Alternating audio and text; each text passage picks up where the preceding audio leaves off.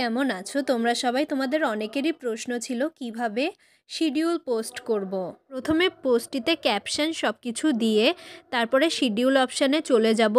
তো শিডিউল অপশানে ক্লিক করার পরে দুটো অপশান আসবে, একটা পোস্ট নাও, একটা শিডিউল লেটার। শিডিউল লেটার করে তোমরা টাইমটা ঠিকমতো দিয়ে দেবে, আর AM আর PM-এর মধ্যে কোনো গণ্ডগোল করো না তোমরা।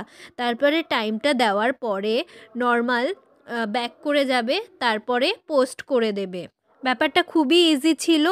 এইবারে তোমরা নিজের পেজে এসে দেখবে যে করে শিডিউল পোস্ট হলো নাকি। এই তিনটে অপশানে ক্লিক করে তোমরা ম্যানেজ পোস্টে চলে যাবে।